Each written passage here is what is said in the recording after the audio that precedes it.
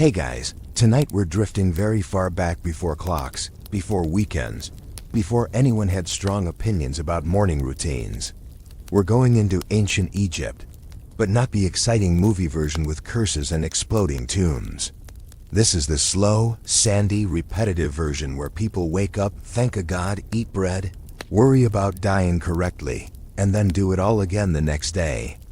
Before you get too comfortable, take a second to like the video and subscribe, but only if you genuinely enjoy falling asleep to long quiet stories about how people actually lived thousands of years ago. And let me know in the comments where you're listening from and what time it is for you.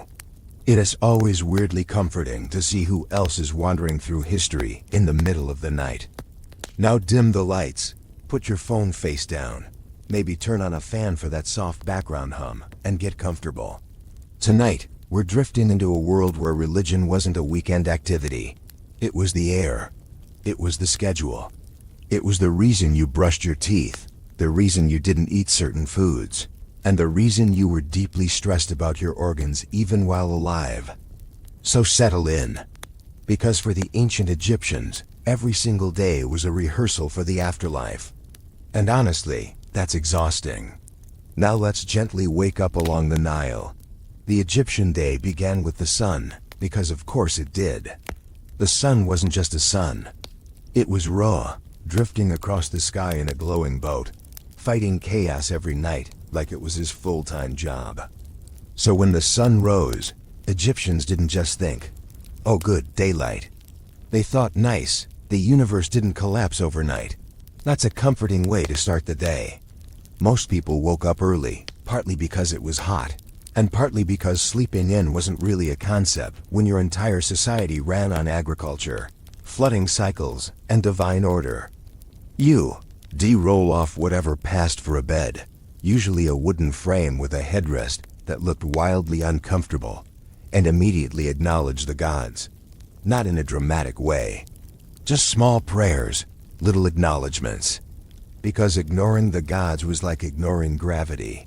It didn't end well, and it wasn't optional. Cleanliness was next. And this part always surprises people.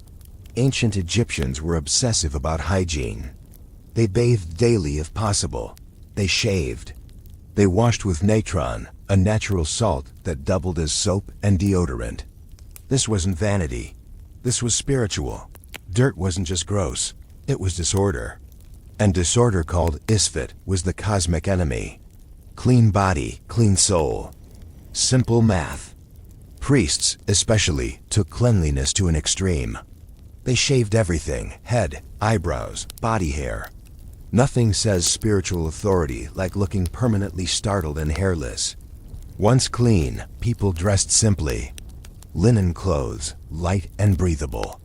The wealthy wore finer linen, pleated and pressed, because status mattered even when everyone was sweating. Jewelry wasn't just decoration, it was protection. Amulets were everywhere, on necklaces, on rings, sewn into clothes. Each one had a job: the Eye of Horus for health, scarabs for rebirth, tiny gods doing tiny tasks like a divine customer support system. And yes, people genuinely believed these objects worked. Not metaphorically, literally. If you didn't wear protection, that was on you. Breakfast was simple: bread, beer. And before you judge the beer situation, understand that Egyptian beer was basically liquid bread. Low alcohol, thick, nutritious. Children drank it, workers drank it, priests drank it. Water was risky. Beer was safe, so the day started with carbs and mild intoxication. Honestly, not the worst system. After breakfast, life split depending on who you were. Farmers went to the fields, assuming the Nile wasn't flooding. If it was flooding, congratulations, you were temporarily unemployed, but spiritually thrilled. The Nile flooding was the backbone of Egyptian life. Too little water meant famine. Too much water meant chaos. Just enough water meant the gods liked you this year. Every flood was interpreted as divine mood. Scribes went to work with reed pens and papyrus, which made them extremely powerful because literacy was rare. If you could write, You could control records, taxes, prayers, and reality itself. Scribes loved reminding everyone of this. Artisans made statues, furniture, tools, and religious objects, often following extremely strict artistic rules. This wasn't creativity. This was tradition. Art had to look a certain way because it had to function. A statue wasn't just a statue. It was a backup body for the soul. Mess that up, and someone's afterlife gets awkward. Meanwhile, nobles supervised things, or pretended to. Mostly they ate better food and wore more jewelry. The elite also spent a surprising amount of time worrying. Because the higher you were, the more the gods expected from you. And no one felt that pressure more than the pharaoh. The pharaoh wasn't just a king, he was a god. But also a person, which is an incredibly stressful combination.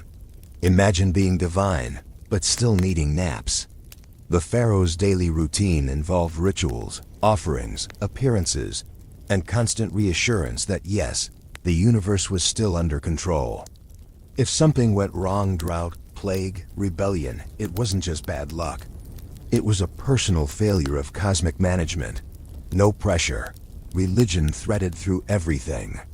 Before meals, prayers. Before work, prayers. Before travel, prayers.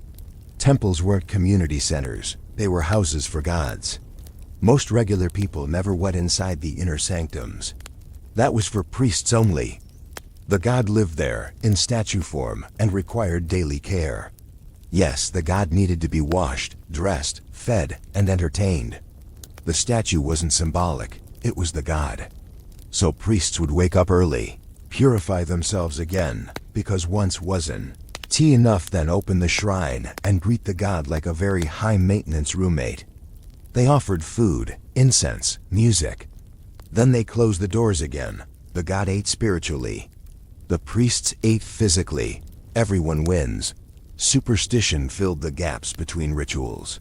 The Egyptians believed the world was crawling with unseen forces. Good ones, bad ones.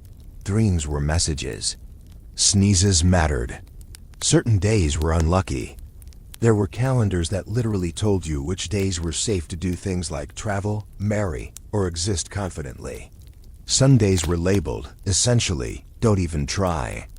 So magic was everywhere, in everything, all the time. You'd wake up and say a spell to protect yourself from bad dreams. You'd put on an amulet before leaving the house. You'd mutter incantations over your food. There were spells for basically every situation. Spells for stomach aches. Spells for scorpion stings. Spells to make your boss less annoying. Spells to make your romantic interest notice you.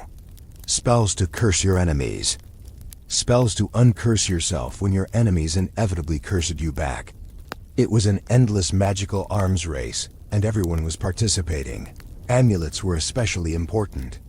The Egyptians wore them constantly, and each one had a specific purpose. The Eye of Horus for protection and healing.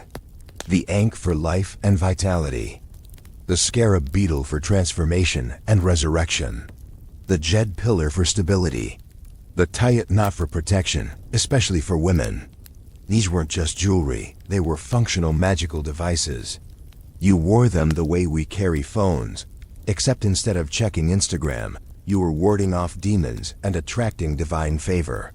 The Scarab Beetle deserves special mention because the Egyptians were absolutely fascinated by these things. They watched dung beetles roll balls of dung across the sand and thought, yes, this is clearly a sacred metaphor for how the sun god pushes the sun across the sky. They weren't wrong to see divinity in nature, but the specific choice of a poop-rolling beetle as solar symbolism is very on brand for humanity. We see the sacred in the strangest places. Anyway, scarab amulets were everywhere, and people were buried with them, especially heart scarabs, which were placed over the heart to prevent it from testifying against you in the afterlife. More on that nightmare later. Dreams were another huge thing. The Egyptians kept dream books, actual written manuals for interpreting what your dreams meant. If you dreamed about a baboon, that was good. If you dreamed about your teeth falling out, that was bad and meant someone in your family was going to die. If you dreamed about drinking warm beer, you were going to suffer.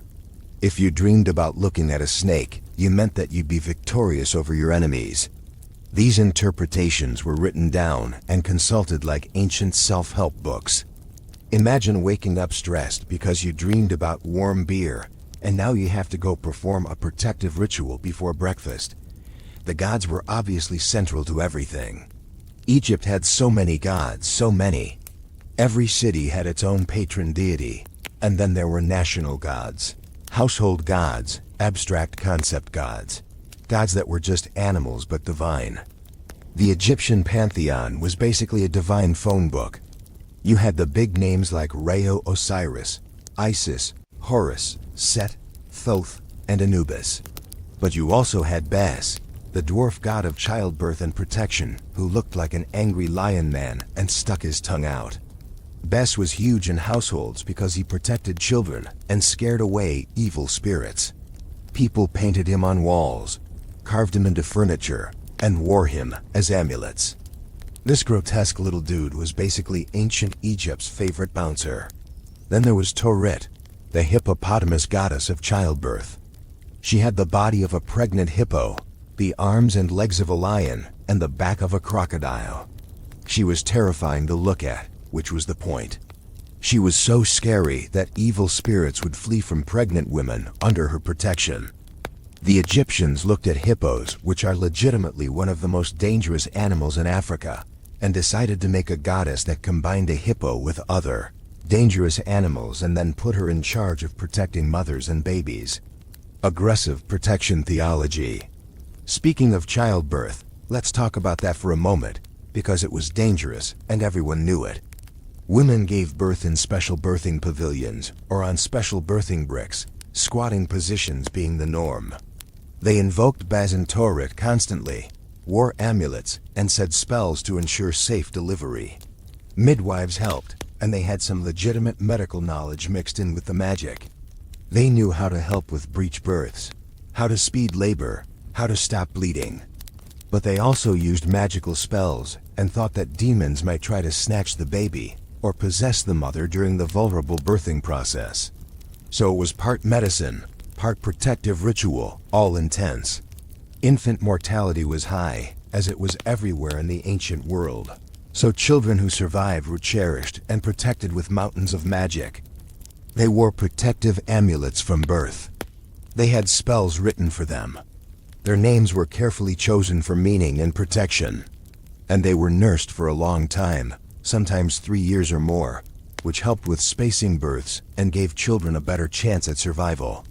Wet nurses were common for wealthy families, and these women were respected and well paid because they were literally keeping someone else's child alive. Children played, of course. They had toys, wooden animals, dolls, balls made from papyrus or leather, and even mechanical toys with moving parts. They played games that looked a lot like modern games. They swam in the Nile, which was both fun and extremely dangerous because of crocodiles. The Egyptians both feared and revered crocodiles, which makes sense when you live next to a river full of them. The crocodile god Sobek was worshipped in certain areas, and sacred crocodiles were kept in temples, fed fancy food, and adorned with jewelry. When they died, they were mummified. Yes, mummified crocodiles. They mummified so many animals. We'll get to that. Let's float back to the daily household routine. Homes for regular people were made from mud brick, with flat roofs where families slept on hot nights to catch any breeze. The houses were small and simple, usually just a few rooms. You had a living area, sleeping areas, maybe a dedicated kitchen space, though cooking was often done outside or on the roof. Wealthy people had larger houses with courtyards, gardens, pools, and multiple stories. They had separate quarters for servants and storage rooms for all their stuff. But the basic layout was similar, rooms arranged around a central space. Thick walls to keep out heat, small windows high up to let in light, but not the brutal sun. Furniture was minimal for most people. Some stools, maybe a low table, storage chests, and those terrible wooden headrests we mentioned. Wealthy people had actual chairs with backs, proper beds with woven rush mattresses, cushions, and fancy inlaid furniture. They had oil lamps made from bronze or alabaster.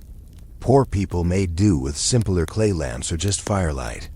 Everyone dealt with bugs, heat, and the occasional scorpion wandering in from the desert. Life was rustic even at the best of times. Cooking was done over open fires or in clay ovens.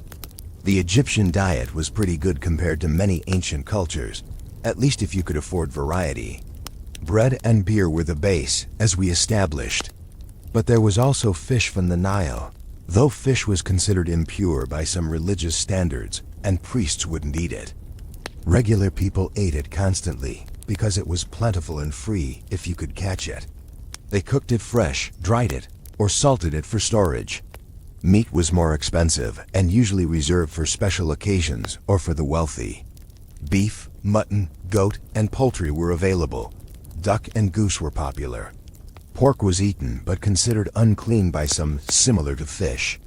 The Egyptians didn't have chickens until very late in their history, which is wild to think about.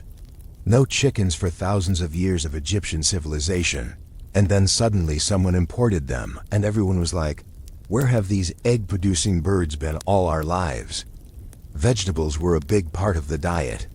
Onions, garlic, leeks, lettuce, cucumbers, radishes, and legumes like lentils and chickpeas. They loved onions. Onions were everywhere, eaten raw, cooked, offered to gods, used medicinally.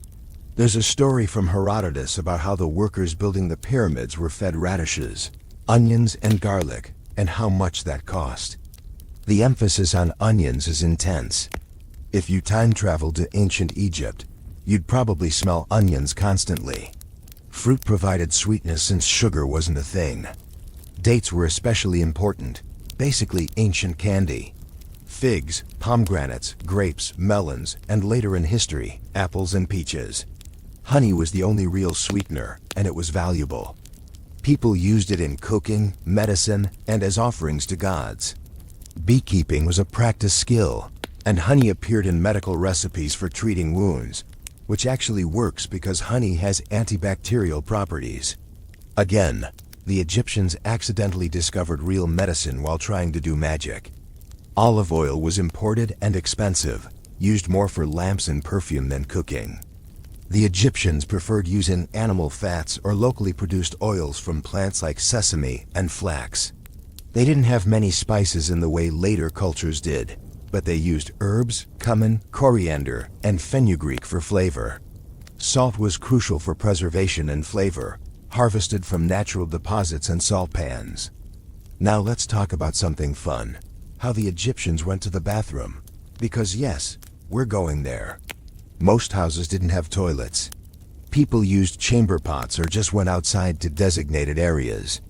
Wealthy homes might have limestone toilet seats over containers of sand that could be emptied.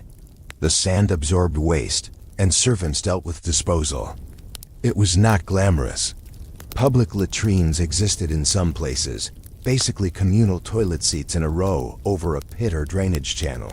Very social, very ancient world. Personal hygiene continued throughout the day with hand washing before and after meals, which was both practical and ritualistic. Clean hands meant you respected the gods and yourself. Teeth cleaning was done with twigs or chewed sticks frayed at the end, an early toothbrush.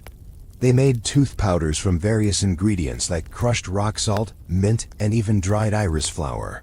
Some recipes included things like burnt eggshells and pumice, which would definitely scrub your teeth clean and also possibly scrub them away entirely. Let's talk about how the day progressed socially, because the Egyptians were actually pretty social people when they weren't being crushed by agricultural, labor, or building monuments. Extended families often lived together or nearby, and your social identity was heavily tied to your family and your profession. If your father was a potter, you were probably going to be a potter. If your mother was a weaver, you learned to weave. Social mobility existed, but wasn't common. You generally stayed in your lane, literally and figuratively, and your lane was determined at birth. Women in ancient Egypt had surprisingly decent legal rights compared to other ancient cultures.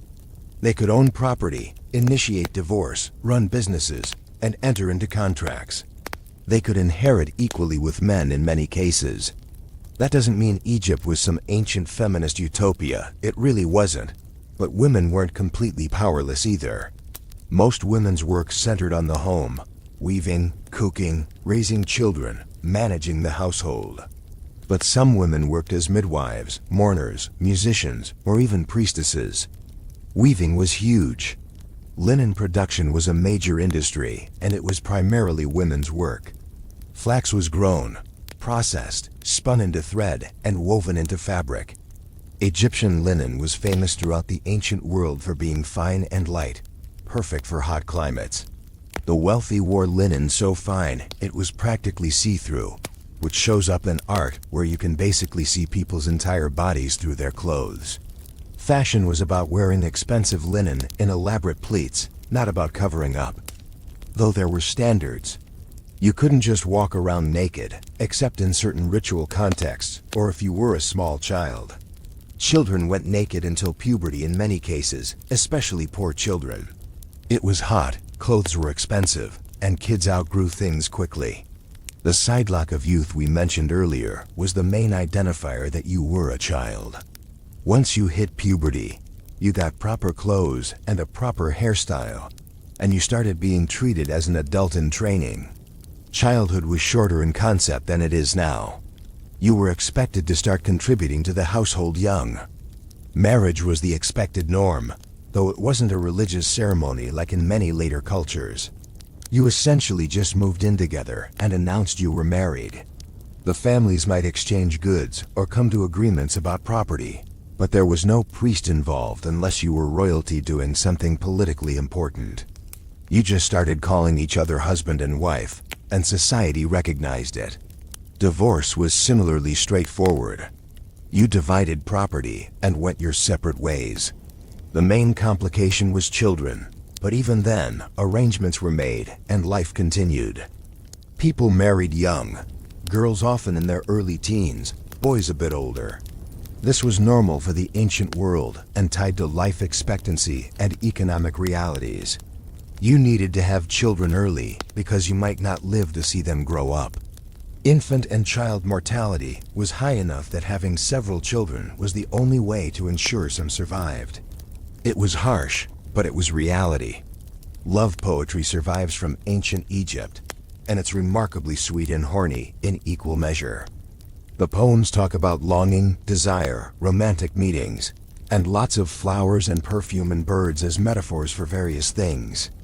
The Egyptians clearly understood romantic love as a concept, even if marriage was also an economic and social arrangement. People loved each other, or at least tried to, and they wrote poetry about it that survived 3,000 years. That's kind of beautiful in a depressing ancient world way. Now let's drift over to religion in daily life, because we've mentioned gods and magic, but it deserves more attention. The average Egyptian's relationship with religion was constant and personal. You didn't just worship on special occasions, you worshipped all the time. You had household shrines with statues or images of protective gods like Bes and Tauret. You made daily offerings of food, beer, water, incense. You prayed to specific gods for specific needs.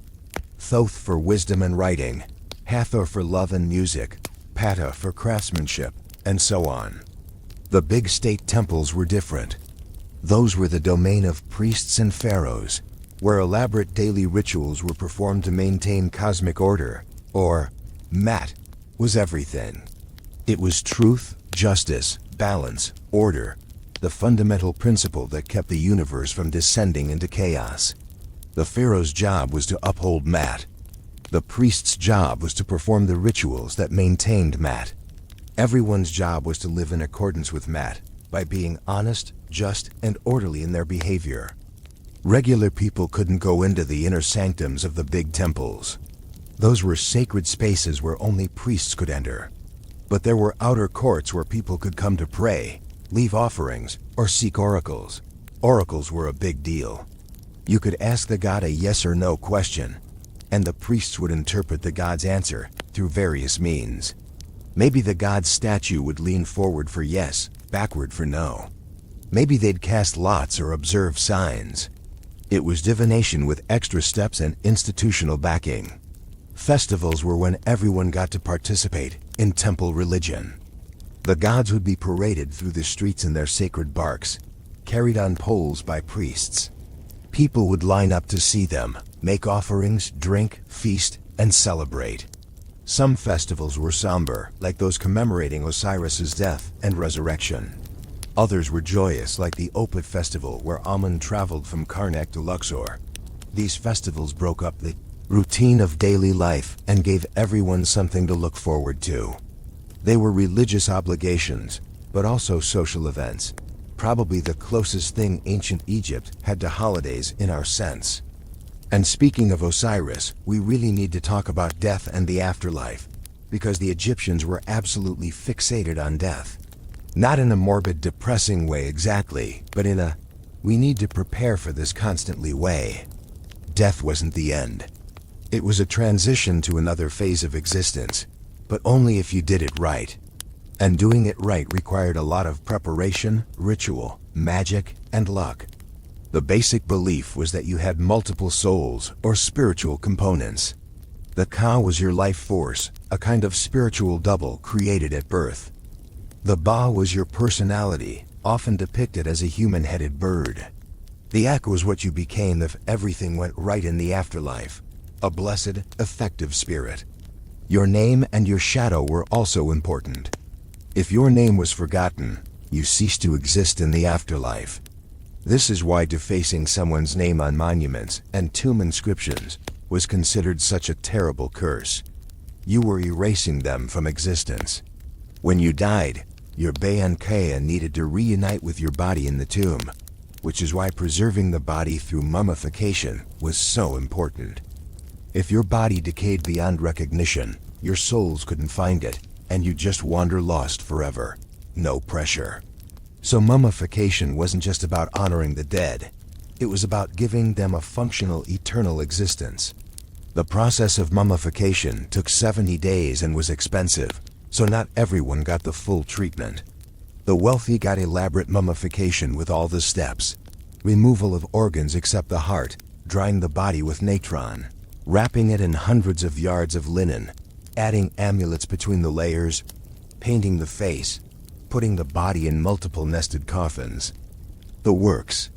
Poor people got simpler burials, maybe just wrapped in linen and buried in the sand, which actually preserved bodies pretty well in the dry climate. But even if you got mummified and buried with all the right stuff, you still had to pass judgment in the afterlife. This is where it gets stressful.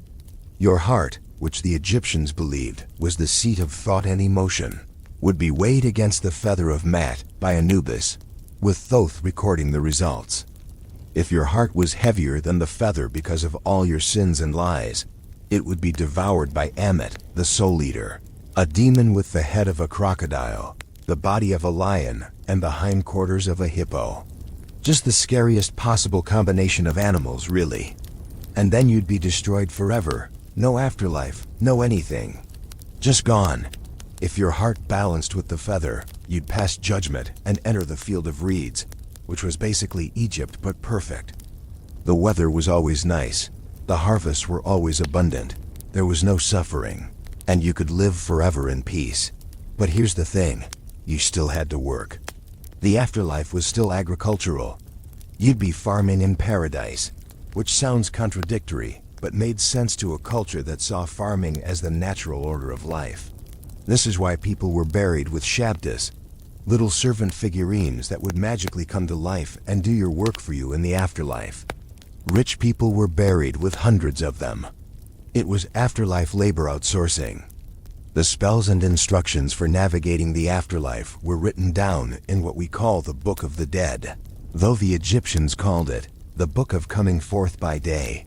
It was a collection of spells, prayers, and instructions for passing judgment, fighting demons, traveling through the underworld, and achieving eternal life. People bought copies customized with their names inserted into the spells. The wealthy had elaborate illustrated versions on papyrus scrolls buried with them.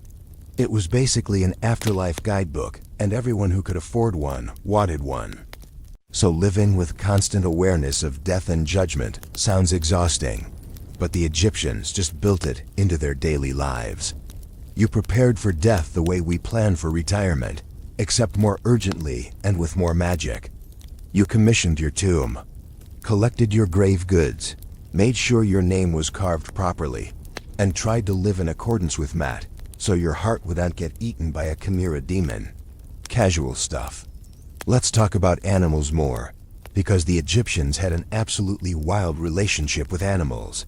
We mentioned sacred crocodiles, but it went so much further. They mummified millions of animals. Millions. Cats, dogs, baboons, ibises, hawks, snakes, bulls, rams, fish, even beetles. Some were sacred temple animals that lived pampered lives and were mummified when they died. Others were killed specifically to be mummified as offerings to gods. You could buy a mummified ibis to offer to Thoth, or a mummified cat to offer to Bastet. There were whole industries around breeding and mummifying animals for votive offerings. Cats especially were revered. The goddess Bastet was associated with cats, specifically with protection, fertility, and domesticity. Cats were kept as pets, but they were also semi-divine creatures. Killing a cat, even accidentally, could result in serious punishment, according to some sources. When a house cat died, the family would go into mourning, shaving their eyebrows as a sign of grief. The cat would be mummified if they could afford it, and buried with honor. Cat cemeteries have been found with thousands and thousands of mummified cats. The Egyptians loved cats in a way that would make modern internet culture proud. But cats weren't the only special animals. Bulls were sacred too, especially the Apis bull, which was considered the living manifestation of the god Ptah. Only one Apis bull could exist at a time, and it had to meet very specific physical criteria, mostly black with a white triangular marking on its forehead, specific markings on its body, and a specific shape to its tongue. When a bull matching these criteria was found, it was taken to Memphis, kept in luxury, worshipped, and consulted for oracles. When it died, there was national mourning, and it was mummified and buried in a massive stone sarcophagus in the Serapeum. Then priests would search for the next Apis bull. The whole thing was taken very seriously. Hippopotamuses were both feared and worshipped. They were dangerous, they destroyed crops, they killed people. But they were also associated with Set, the chaos god, and with fertility through Taurit. The relationship was complicated. Basically, hippos were respected, feared, and occasionally killed when they became too much of a problem, but always with appropriate ritual. Snakes were everywhere and had complex symbolism. The cobra was protective, associated with the uraeus that pharaohs wore on their crowns. But snakes were also dangerous, associated with the chaos serpent Apophis that tried to eat Rhea every night. Snake bites were a real danger, and the Egyptians had both practical and magical remedies. They had snake charmers and people who specialized in treating snake bites. Some priests of the goddess Serket, the scorpion goddess, were experts in treating venomous bites and stings. They combined actual medical knowledge with spells and rituals. Which brings us to medicine, because Egyptian medicine was fascinating and deeply weird.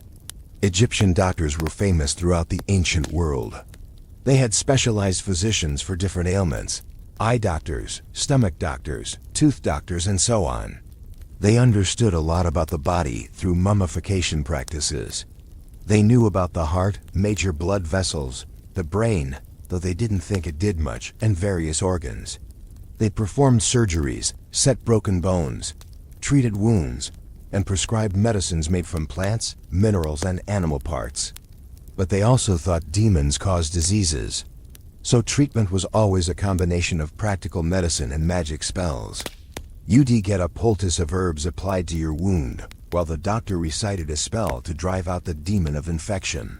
You'd take medicine made from honey and figs for your cough, but also wear an amulet and have a protective spell written on papyrus and dissolved in water for you to drink.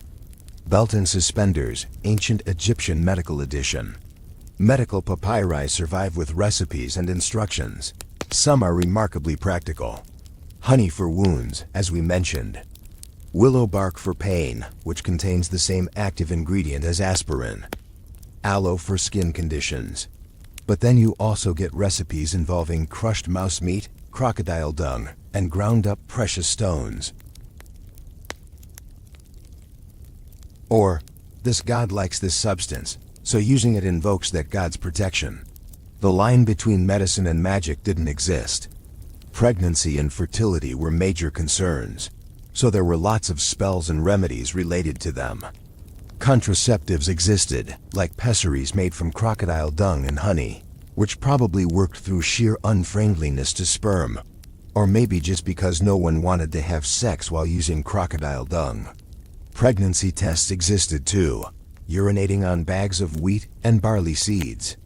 If they sprouted, you were pregnant. If wheat sprouted first, it was a boy. If barley, a girl. Apparently, this test has been studied by modern researchers, and it is actually somewhat accurate for detecting pregnancy due to hormones in urine affecting seed germination. The Egyptians accidentally invented a pregnancy test while trying to do magic. This is a recurring theme. Let's drift into the afternoon and evening now. Work continued until it was too hot or too dark, depending on your job and the season. The hottest part of the day was rest time for everyone who could afford to stop working. Siesta culture before it was called that. You'd find shade, rest, maybe sleep, wait for the temperature to drop from actively hostile to merely unpleasant. As the sun began to set, there was relief but also anxiety. The sun god Rhea was finishing his daily journey and about to descend into the underworld for the night, where he'd have to battle Apophis again. Every night was a cosmic crisis.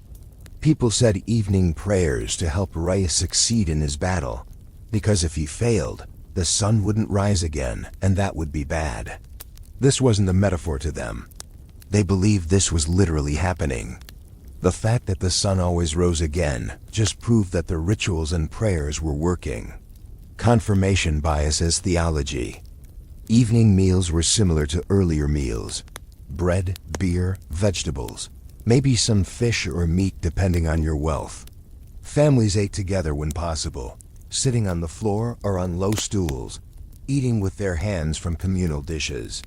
Conversation, storytelling, teaching children, all the normal family stuff happened during meals. The Egyptians valued family cohesion, and mealtimes reinforced that. After dinner, there might be leisure time, at least for those not exhausted from labor. Music was popular. The Egyptians had various instruments: harps, lutes, flutes, drums, and sistrums, which were rattles used especially in religious ceremonies dedicated to Hathor. Music was part of religious festivals, celebrations, and just everyday enjoyment. Professional musicians existed, and some were quite famous. Women often served as musicians in temples and at banquets. Board games were played. Senet was the most famous, a game involving moving pieces along a board, according to throw sticks or dice. It had religious significance too, of course, because everything did. The game was seen as a metaphor for the soul's journey through the afterlife. But it was also just a game people played for fun. Poor people scratched boards into dirt or used simple wooden sets. Everyone played. Storytelling was a major form of entertainment. Tales of gods, heroes, magical events, clever scribes outsmarting their superiors, and moral lessons were passed down orally and sometimes written down. The tale of Sinu is a famous example that survives, about an Egyptian official who flees Egypt, lives among foreigners, and eventually returns home. It's basically ancient historical fiction, and people loved it. Children played in the evenings if they had energy left. They made up games, played with toys, helped with small household tasks, and learned from their elders. Childhood was both shorter and more integrated into adult life. You weren't segregated into a separate kid world. You were part of the household's working and social structure from a young age, learning by watching and doing. As night fully set in, oil lamps were lit. Poor people might not waste oil and just go to sleep when it got dark. Wealthy people could afford to extend their evening with light. Families would prepare for sleep, say their evening prayers, Check that protective amulets were in place, and settle down on their roofs or in their bedrooms. The wooden headrests came out again. The cycle would repeat tomorrow. But before sleep, there might be intimate time for couples, because the Egyptians were pretty relaxed about sex compared to some later cultures. It was natural, necessary for having children, and also enjoyable. Love poetry mentions sexual desire openly. Medical texts discuss sexual function and fertility. Art sometimes depicts sexual acts, though usually in context of creation mythology or humor. The Egyptians weren't prudish. They just had different standards about what was appropriate where. Dreams would come during sleep, and they'd be interpreted in the morning based on those dream books we mentioned. The cycle continued. Wake up, say prayers, clean yourself, put on makeup, eat bread and beer, go to work, perform rituals, ward off demons, make offerings, avoid bad omens, interpret dreams. Repeat forever until you die, and hopefully pass judgment and enter paradise where you do it all again, but better. Now let's really dig into the superstitions, because we've mentioned them. But the sheer volume and variety of things the Egyptians worried about is staggering. They were constantly reading signs in everything. Birds flying in particular directions, the behavior of animals, unexpected events, bodily twitches, spilled liquids. Everything meant something and required interpretation. Birds were major omen carriers. The type of bird, the direction it flew, whether it called out, what time of day you saw it, all of this mattered. A hawk flying overhead could be auspicious because hawks were associated with Horus. But if it flew in the wrong direction or at the wrong time, maybe it was a warning. An owl was almost always bad news because owls were associated with death and the desert. If you heard an owl at night near your house, you'd be performing protective rituals immediately because clearly something bad was coming for you. Sneezing had meaning. The Egyptians believed sneezing was your soul trying to escape your body momentarily, which made you vulnerable to possession or bad luck. You'd say a quick spell or prayer after sneezing to protect yourself. Other people might say protective words when you sneezed. It was a whole thing. Even involuntary bodily functions required magical management. Eye twitching, muscle spasms, ringing in your ears, all of these had interpretations. Left side versus right side meant different things. The Egyptians were very concerned with left and right symbolism. Right was generally good, associated with order and the correct path. Left was suspicious, potentially chaotic. This shows up in art where pharaohs and gods face right, while enemies and chaos creatures face left. Even in your own body, right side events were better omens than left side events. Spilling wine or beer was bad luck, but the specifics depended on context. Spilling during a libation, offering to a god was fine. That was intentional. Accidentally spilling during a meal meant you'd offended someone or something, and you needed to make amends. Breaking pottery was similarly context-dependent. Sometimes pottery was intentionally smashed as part of curses or protective rituals. They'd write the names of enemies on pots and smash them to magically harm those enemies. It was ancient voodoo doll logic applied to ceramics. Numbers had significance. 7 was important, associated with completeness and divinity. The 7 Hathors were minor goddesses who predicted a person's fate at birth. Multiples of 7 showed up in spells and rituals. 4 was also significant, associated with the 4 sons of Horus, who protected the canopic jars holding your internal organs after death. 3 was powerful because of various divine triads like Osiris, Isis, and Horus. The Egyptians embedded numerology into everything. Colors had meanings. Green was life, fertility, resurrection, associated with Osiris and the Nile's life-giving waters. Black was the fertile soil, also associated with resurrection and the underworld in a positive way. Red was chaos, desert, Seth, and violence. It could be protective in some context, but was generally aggressive. Blue was the sky, the Nile, heaven, divinity. White was purity and simplicity. Yellow and gold were solar, divine, eternal. You chose colors carefully for amulets, clothing, tomb paintings, everything. Tattoos existed and were probably protective in nature, mostly worn by women. We found mummified women with tattoos of protective symbols, geometric patterns, and images of beys. These weren't decorative in the modern sense. They were functional magic etched into skin.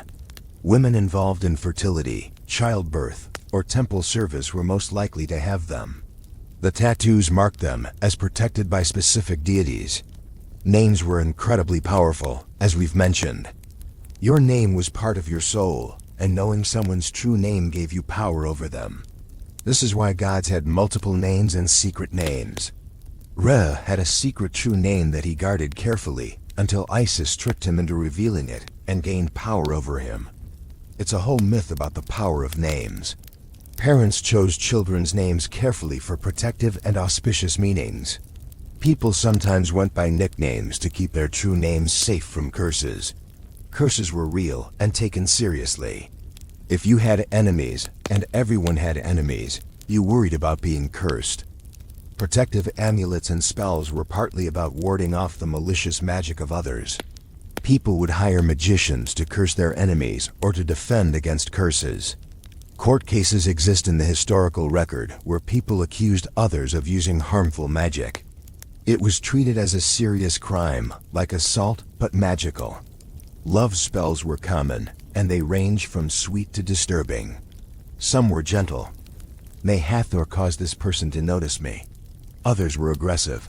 May this person feel tormented and unable to eat or sleep until they come to me. Ancient Egyptian love magic was clingy and intense. There are spells that call on demons to torment the object of your affection until they give in. Romance, ancient Egyptian style, could get dark. Protective spells for homes were crucial. You'd inscribe spells on doorframes, bury protective objects in foundations, paint images of protective deities on walls. Your home needed to be a fortress against spiritual threats. Demons, hostile ghosts, bad luck sent by enemies, evil eyes, all of it had to be kept out. The threshold of your house was especially vulnerable, the border between safe domestic space and the chaotic outside world. Protective symbols and spells at doorways were non-negotiable. Let's talk about ghosts, because yes, the Egyptians believed in ghosts. Not all dead people successfully made it to the afterlife. Some got stuck, usually because their burial wasn't done properly, or their name was forgotten. These ghosts, called Mut, could cause problems for the living. They'd bring bad luck, illness, disturb your sleep, or just generally make themselves a nuisance. You could try to appease them with offerings, or hire a priest to perform rituals to help them move on. But hostile ghosts were a genuine concern. There were also demons distinct from ghosts. Demons were supernatural creatures that had never been human. They existed in the desert, in liminal spaces, in the hours of transition, like dawn and dusk. Some demons were just malicious and wanted to cause harm. Others were more like dangerous wildlife. They'd hurt you if you encountered them, but they weren't personally invested in your suffering. Protective spells and amulets were designed to repel demons or make yourself invisible to them. The desert itself was a source of anxiety. The Red Land Desert was chaos territory. It's where Seth ruled, where demons lived, where order broke down. Egyptians who had to travel through the desert for trade or mining carried extra protective amulets and performed rituals before leaving the safety of the Nile Valley. The desert was necessary for certain resources but spiritually dangerous. It was the opposite of everything Egypt valued. It was dry instead of fertile, dead instead of alive, chaotic instead of ordered. Even bodies of water had their dangers. The Nile was holy and life-giving, but it was also where crocodiles and hippos lived, where you could drown, where the dead were sometimes thrown if they couldn't afford burial. The Egyptians had a complex relationship with their river. They loved it and feared it, relied on it completely, but knew it could kill them. They personified it as the god Hapi, depicted as a well-fed man with breasts, representing abundance and fertility. The iconography was weird, but the sentiment was clear. The Nile provided everything. It was mother and father to Egypt. Seasonal festivals helped break up the year and gave everyone something to focus on besides daily anxiety about demons and curses. We mentioned festivals earlier, but let's go deeper because they were crucial to Egyptian social and religious life. Festivals could last days, involve huge processions, massive food offerings, public drunkenness, and religious ecstasy. They were times when the boundaries between human and divine became more permeable, when gods were present and accessible in ways they normally weren't. The Opet festival at Thebes was one of the biggest. It celebrated the annual flooding of the Nile and the renewal of the pharaoh's power. The statue of Amun would be carried in its sacred bark from Karnak Temple to Luxor Temple, about 2 miles through massive crowds. The procession included priests, musicians, dancers, soldiers, and officials. The pharaoh would participate in rituals inside the temple that renewed his divine authority. Then there was feasting and celebration for everyone. It lasted weeks and was the social event of the year. The beautiful festival of the valley was focused on the dead. The living would cross the Nile to the west bank where the tombs were located, bringing offerings of food, beer, and flowers to their deceased relatives. Families would feast at the tombs, essentially having picnics with their dead ancestors. They'd tell stories, sing songs, get drunk, and celebrate the continued connection between the living and the dead. Death wasn't the final separation in Egyptian thought. You maintained relationships with the deceased through offerings and festivals like this. The Festival of Drunkenness honored Hathor and commemorated a myth where Re sent the goddess Sekhmet to destroy humanity for their rebellion, but then regretted it and tricked her into drinking beer dyed red to look like blood. She got so drunk she forgot to keep killing people, transforming back into the gentler Hathor. So the festival involved getting extremely drunk in honor of this. It was religiously mandated intoxication. People would drink until they passed out, which was seen as achieving a state of divine communion. Ancient Egypt's approach to spirituality included drink until you see the goddess. Let's circle back to talk more about clothing and personal appearance, because this was serious business. What you wore and how you looked communicated your social status, wealth, occupation, and religious piety all at once. Fashion was a language, and everyone was fluent. Linen, as we've established, was the fabric. Cotton didn't arrive until late in Egyptian history, and wool was considered impure for ritual purposes, though regular people probably wore wool sometimes because it was warm and available. But linen was the ideal. It came from Egyptian-grown flax, it was light and breathable, and it could be woven into different grades from coarse to incredibly fine. The finest linen, called royal linen, was so thin and light it was practically transparent. Wearing see-through linen was a status symbol. It said, "I can afford fabric so fine and expensive that it barely exists."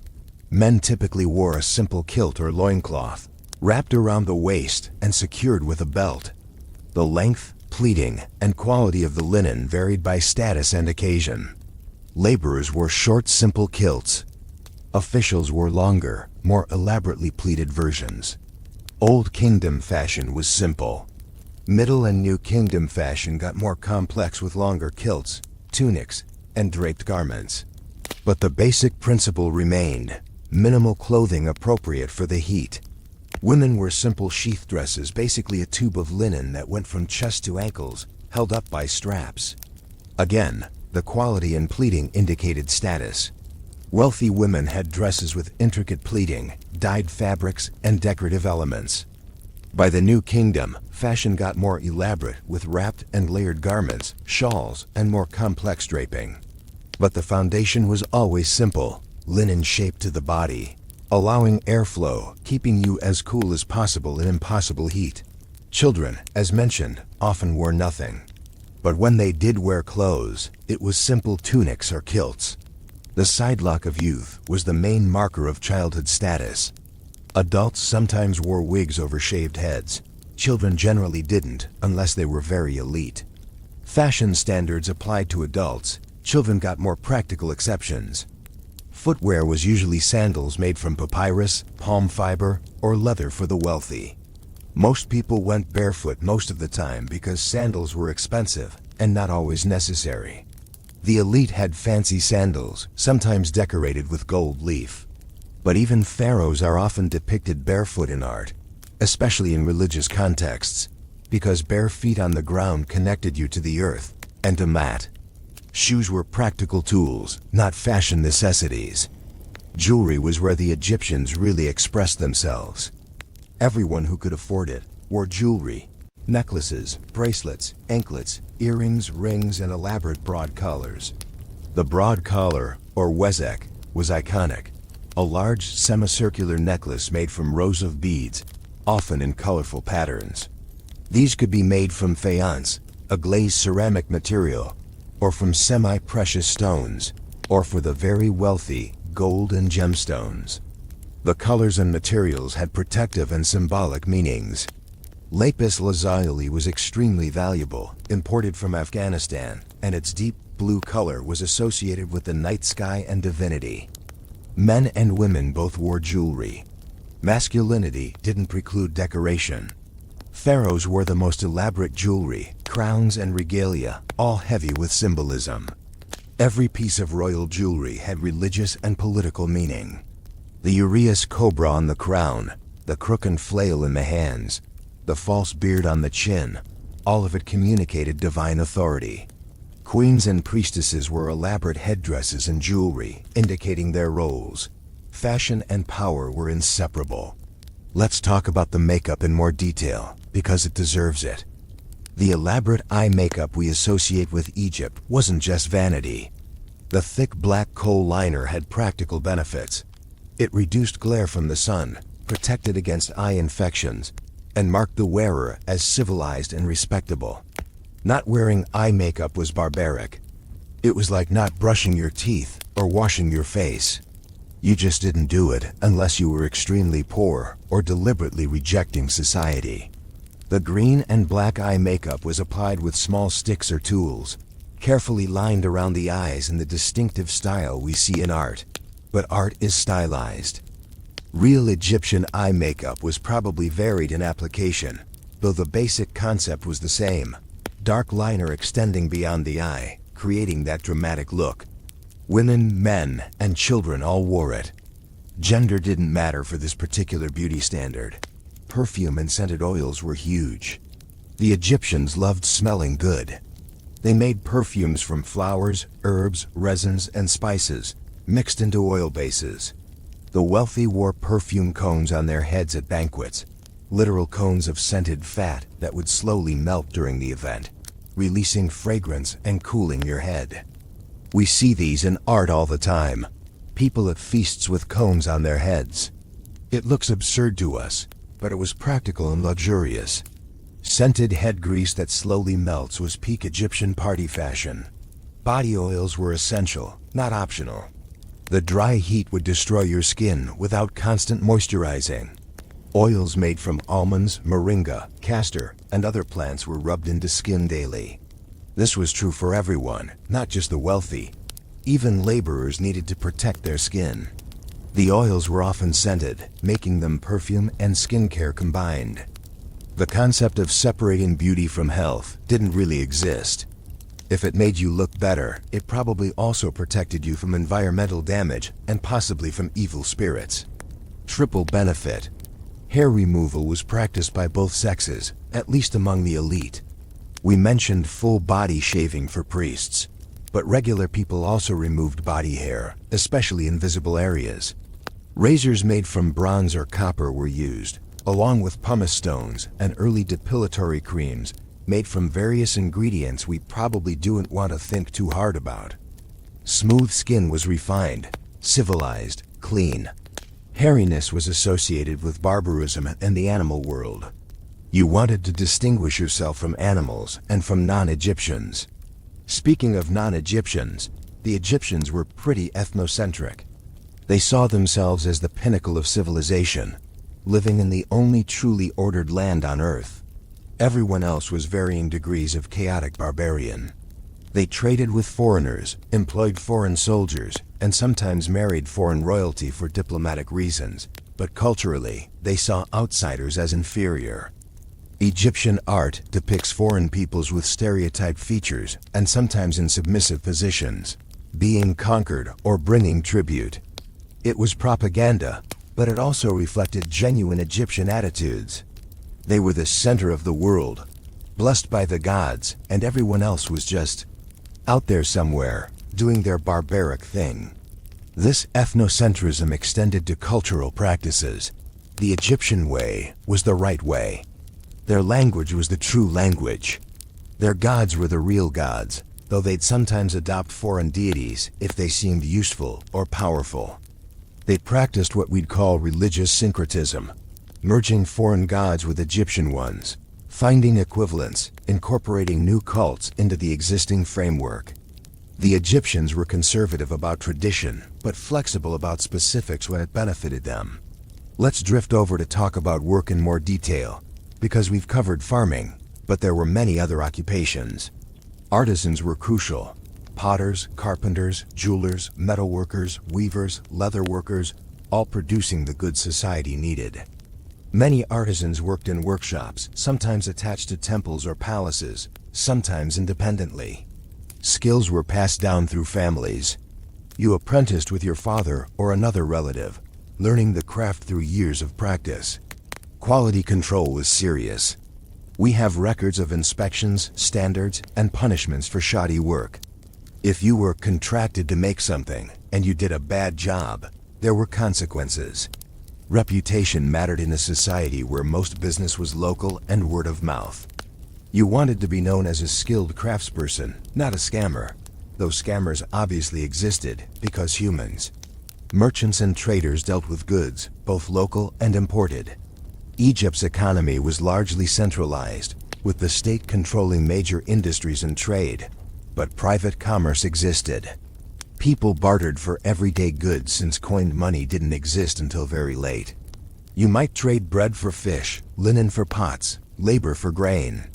Everything had relative value, and people negotiated prices based on those values. The deben was a unit of weight used for accounting, especially for precious metals, but it wasn't a coin. It was just a way to calculate worth. Long-distance trade brought luxury goods: cedar wood from Lebanon, lapis from Afghanistan, ivory and ebony from Africa, incense from Punt, tin and copper from various sources. Traders traveled dangerous routes through desert and by sea to bring these goods to Egypt, where they were prized and paid for generously. Egyptian gold was famous throughout the ancient world, and it was a major export. Egypt gave gold, received luxury materials and exotic goods. Everyone prospered, except probably the miners extracting the gold in brutal conditions. Mining and quarrying were hard, dangerous jobs. Stone for temples and monuments was quarried in massive blocks, transported by sledge and boat, and carved by skilled masons. The limestone for pyramids came from local quarries. Granite came from Aswan in the south, transported hundreds of miles by river. The labor was grueling. Workers used copper tools, wooden wedges, and water to split rock. They worked in extreme conditions, organized in teams, supervised by overseers who kept records of progress. It was industrial-scale construction using Bronze Age technology and massive labor forces. Let's float back to some of the smaller, weirder aspects of daily life that really capture how different ancient Egypt was from our world. The Egyptians had very specific ideas about cleanliness and purity that governed behavior in intricate ways. We've talked about bathing and hygiene, but there were rules beyond just washing. Certain activities made you ritually impure and required specific cleansing. Touching a dead body, having sex, giving birth, menstruation, even certain types of food consumption. You'd have to purify yourself through washing, waiting specific amounts of time, and sometimes performing rituals before you could enter temples or participate in religious activities. Priests had the most stringent purity requirements. They couldn't eat fish or pork. They had to shave completely every few days. They bathed multiple times daily in sacred pools. They wore only linen, and they had to abstain from sex before serving in the temple. Being a priest meant living in a state of perpetual ritual purity, which was exhausting and isolating. but also gave you significant social status and access to temple resources. Priests were well fed from temple offerings, lived comfortably, and wielded considerable influence. The purity requirements were the price of that power. Women who served in temples as musicians or priestesses had their own purity requirements, though generally less extreme than male priests. They played sistrums, sang hymns, and participated in rituals. Some priestesses held significant positions, especially in the cults of goddesses like Hathor and Neith, but most religious authority was male-dominated. Women could be powerful in other ways, through property ownership, through influence in their families, through specialized knowledge in midwifery or magic, but institutional religious power was largely a men's club. The elderly were respected in theory. Age was associated with wisdom and experience. Elder family members were supposed to be honored and cared for by their children. There were no retirement homes or social security. Your family took care of you, or you worked until you died, or you ended up destitute. Egyptian tomb inscriptions often proudly state, "I cared for my parents in their old age. I buried them properly." Fulfilling filial obligations was a point of pride and a social expectation. Disabled people appear in the historical record, and their treatment varied. Some held respected positions. We know of a royal manicurist who was a dwarf. Dwarfs appear in art serving in households. But harsh economic realities meant that disability often meant poverty and dependence. The Egyptians didn't have a concept of disability rights or accommodation. You survived through family support, community charity, or by finding a niche where you could contribute despite limitations. It was pragmatic rather than compassionate in any systematic way. Crime and punishment existed, obviously. The Egyptians had courts, judges, and various levels of legal authority. Minor disputes might be settled locally by village councils. Larger cases went to regional officials or even to the vizier, the pharaoh's chief administrator. The most serious cases could theoretically reach the pharaoh himself, though in practice he delegated to officials. Justice was supposed to embody mat, meaning fairness, truth, and proper order. In practice, like all human legal systems, it was imperfect, biased by wealth and status, and probably routinely corrupt in small ways. Punishments ranged from fines and forced labor to beatings, mutilation, and execution. Tomb robbery was particularly serious because it was both theft and sacrilege. You were stealing from the dead, violating sacred space, and disrupting their afterlife. Tomb robbers who were caught faced harsh punishment, but the fact that tomb robbery was constant throughout Egyptian history suggests that the temptation of buried treasure outweighed the fear of punishment for many people. The tombs were full of gold, jewelry, and valuable goods. Poor people knew this. The opportunity was right there, underground, guarded by curses and maybe some actual guards. But the wealth was real and immediate, while the curses were hypothetical and future. Ironically, most tombs that we found were already robbed in antiquity, sometimes within years of burial. The robbers knew the tombs' locations because they'd often been involved in building or supplying them. It was an insider job economy. You'd work on a tomb, note where the valuables were placed, wait a bit, then come back with some friends and break in. The curses carved on tomb walls, threatening eternal torment for violators, clearly didn't work as deterrents. Though maybe they did work spiritually, and ancient Egyptian tomb robbers are suffering in some cosmic court even now. Who can say? Let's talk about time perception, because the Egyptians measured time differently than we do. The year was divided into 3 seasons based on the Nile: Akhet flooding, Pare growing, Shamu harvest.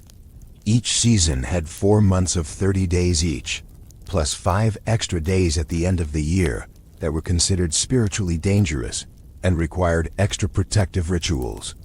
Those 5 days were the birthdays of Osiris, Horus, Set, Isis, and Nephthys, and they were outside the normal order of time, liminal and risky.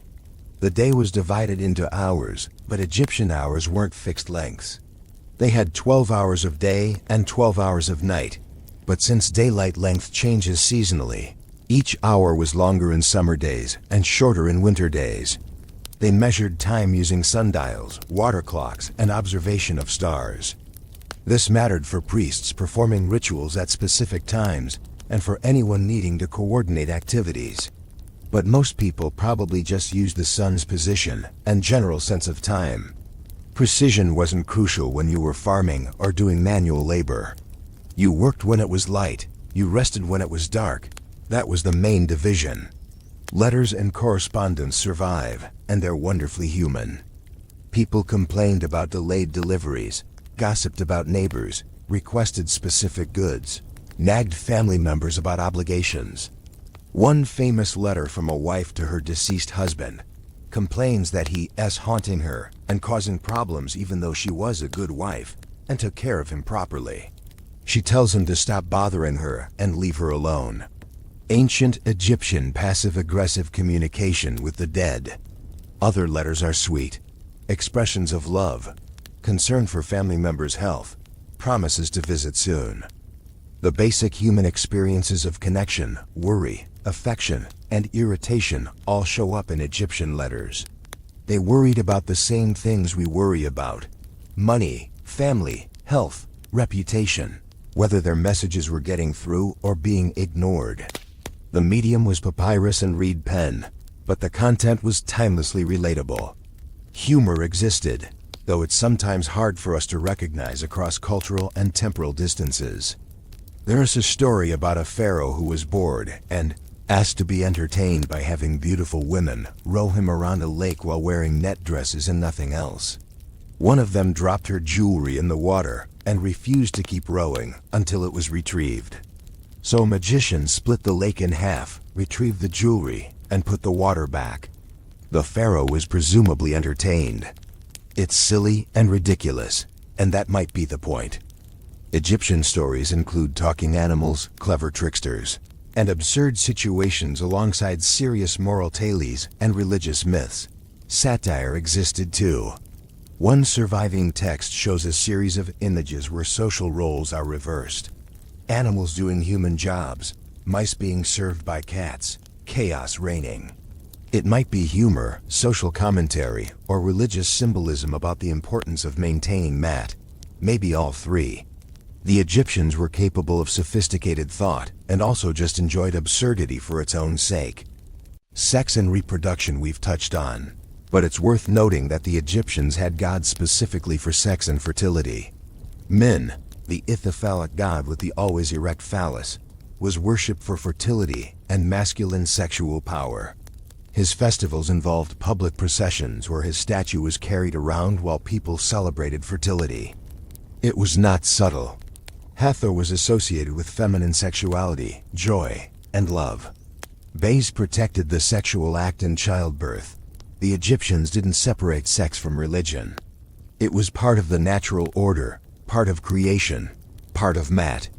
They celebrated it with religious festivals and magical spells designed to enhance fertility or sexual attraction. Gender roles were real but not entirely rigid. Men and women had separate spheres generally, but exceptions existed. Female pharaohs like Hatshepsut ruled successfully, though they often adopted male regalia and titles. Women could own businesses, especially in brewing and baking, which were considered appropriate female industries. Women could be doctors, though it was rare. The general expectation was that men worked outside the home and women managed households, but economic necessity and opportunity created flexibility. Same-sex relationships probably existed, but evidence is sparse and interpretations are debated. Egyptian culture was focused on procreation as part of cosmic order, so non-procreative sexuality wasn't emphasized or discussed much in surviving texts.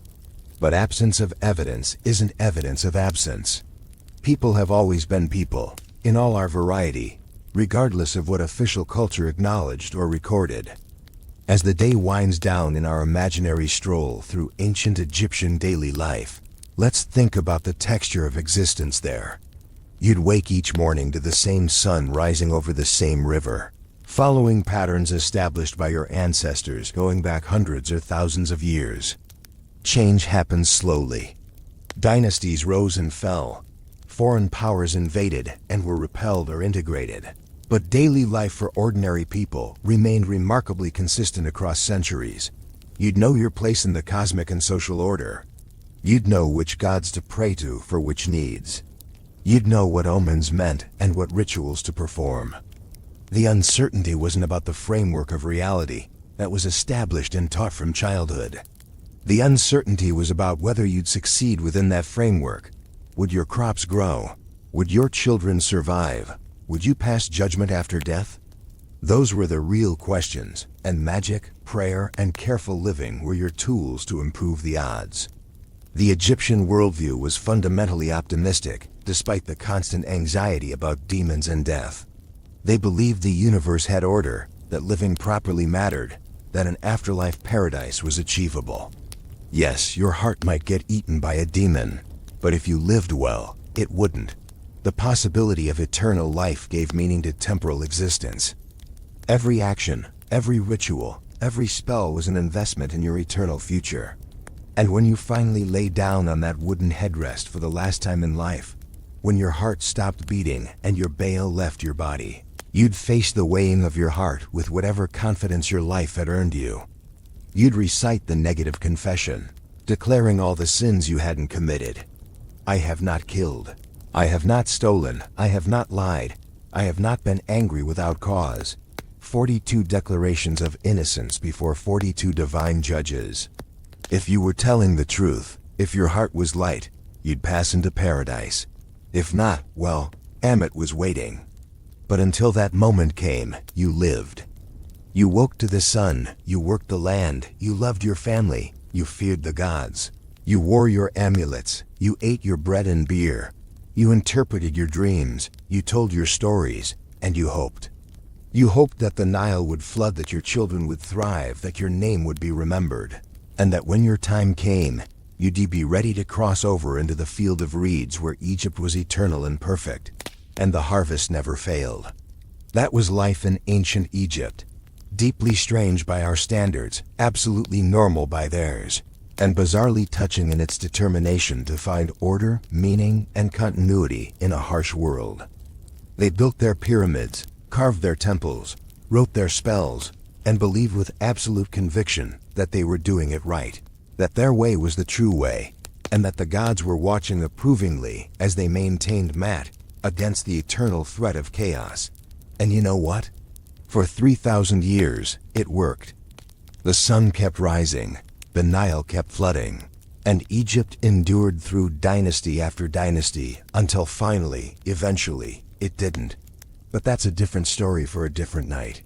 For now, let's just appreciate the sheer confident weirdness of a civilization that mummified millions of ibises, wore lead-based makeup for spiritual protection, used wooden pillows to keep demons out of their ears, and believed with absolute certainty that their hearts would be weighed against a feather by a jackal-headed god.